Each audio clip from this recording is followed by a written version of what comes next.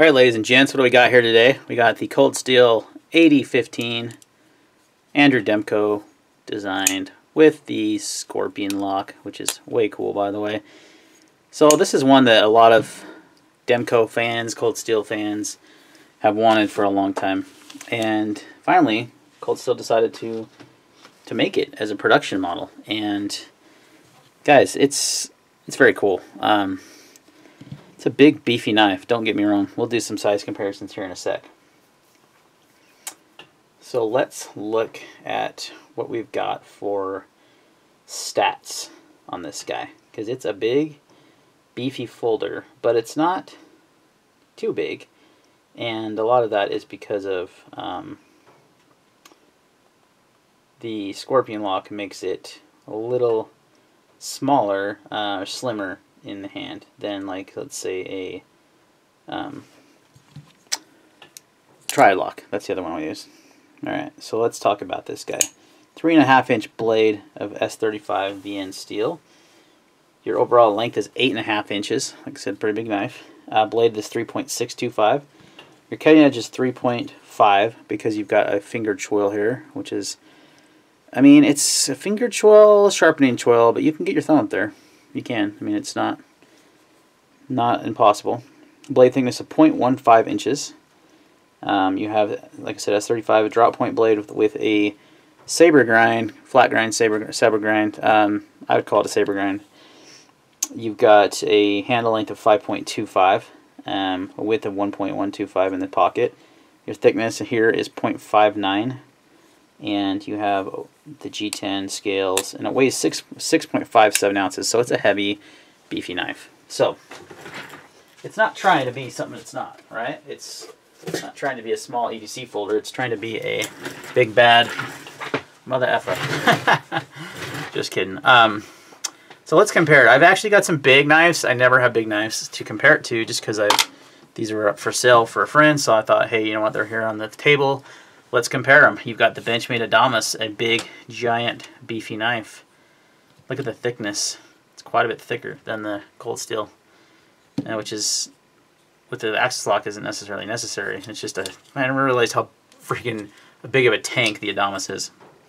The Contigo has a smaller handle, also a beefy knife though, and you can see a size comparison there. Side by side, it's very slim, more like the AD15.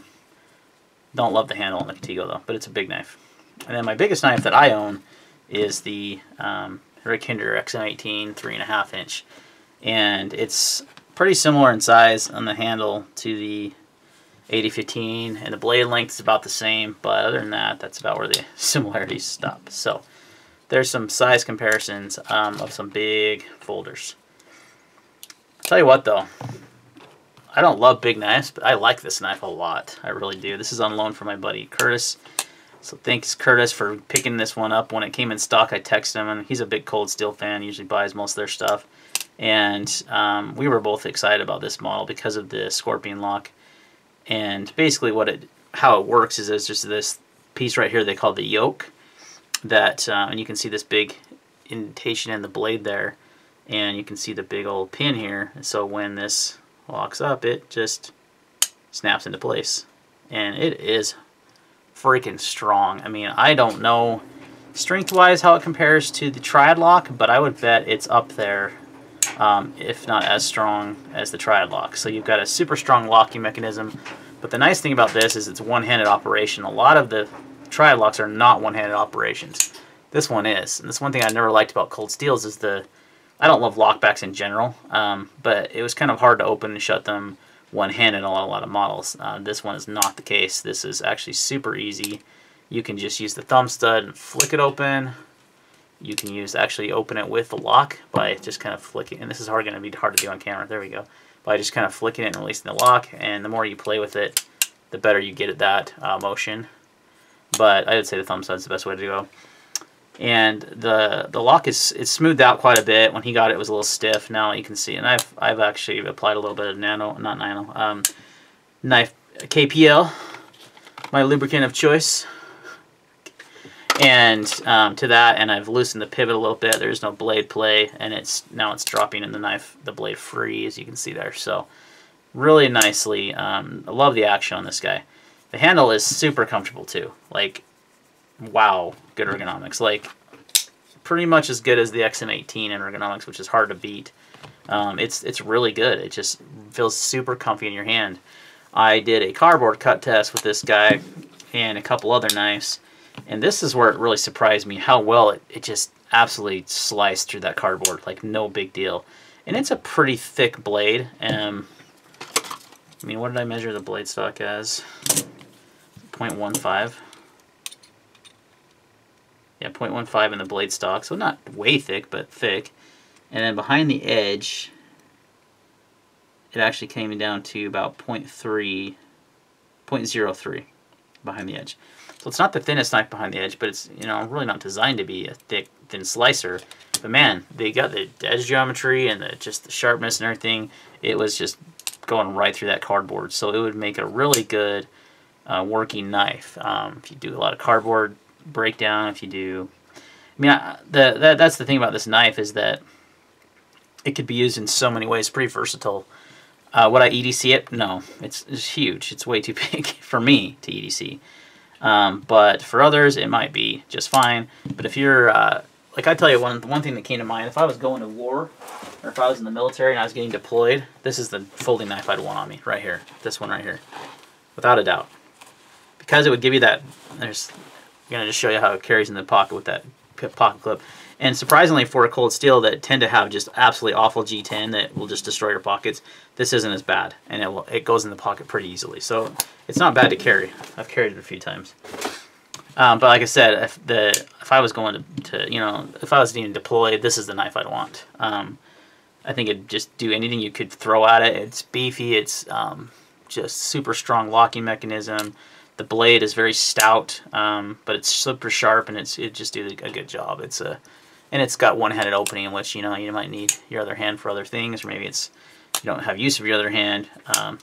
You could easily deploy it and open and shut this knife with one hand, and that is awesome. So fit and finish is very good on this guy. Cold Steel did a great job on this one. I believe this one is, yeah, it's on their Taiwanese made facility, which does a good job on their knives.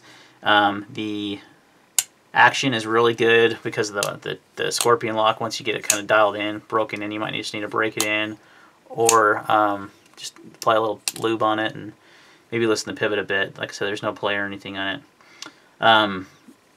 So the action is really nice. The fit and finish is really good. The value is very high, $160, I want to say. Hey, just an FYI while I'm doing this video, the smock is in stock at Spyderco Smock's in stock, GP Knives. I just got a notification. Yeah, 160, and my smock will be here today when I film this video. So, so 160, man. S35, just a big, huge, beefy, overbuilt folder, really nicely put together, really, really good fit and finish. With this new scorpion lock, that's a freaking way good deal. I mean, way good value. So, and Cold Steel's usually good about their values. So yeah, I would say the surprisingly cuts well. That's the thing when I talk about sliceability. It cuts really well, and it's not the thinnest knife behind the edge at all, but it cuts well. So that just goes to show you that it's not all about how thin the blade stock is and how thin behind the edge it is, because this knife cut better than another knife that I reviewed. Well, it's the Wee Knives Palmetto, which has a thinner behind the edge. It's got a, you know, just something you'd think that it would cut better. This would be a little more obtuse and not cut as well. This sucker cut better. So I was super impressed by this Cold Steel AD15. I think it's great to have this design out. This locking mechanism is awesome. I think a lot of people will love it. It's different. It's not a frame lock. I'll tell you what, every time my buddy gave me this, I went like this to disengage the lock, whether it be a frame lock or a liner lock, which is 99% of my knives. I was like, oh, I have to do this. So once you get used to it, it's really fun. It's got some good fidget factor. So the X factor on this guy is the locking mechanism for sure is I think the biggest selling point. And then just the fidget factor of it and the one-handed opening and shutting is kind of what its X factor is. But I think it's actually a good looking knife, and I'm actually pretty tempted to buy one. This is so out of my wheelhouse of normal knives, but I've been looking for like a good, harder use work knife. I love my XM18. The one thing that, and I think it qualifies for that really well. It's the Wharncliffe blade shape. I want to get something with a more drop point style blade, which I could just buy another hinder, right? But that's a lot more money than this guy is. So this is really tempting me for the price, the materials used, the locking mechanism, just a good hard working knife that I might need might need a knife for that. And most of my EDC stuff is not that way. I work from my house. I work from home. I'm in sales, and most of my stuff is small, and I usually carry like something like that. That's the Artesian Cutlery. Oh, I'm gonna mispronounce this. Archeo, I believe is how you say it. Yeah, Archeo. It's a teeny knife. I mean, it's a 3-inch blade. It's small. This is more what I typically would EDC. This is what I would use because this is all I really would need.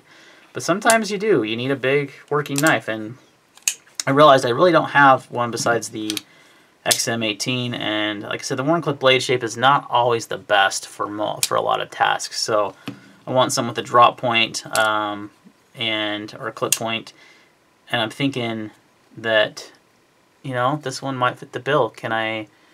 Will I get it and will I take it out and use it? I think I would. I mean, it's a beast, and I would not be afraid to use the heck out of this knife and take it outdoors with me when I go camping or hiking or whatever, when I'm out working in the yard.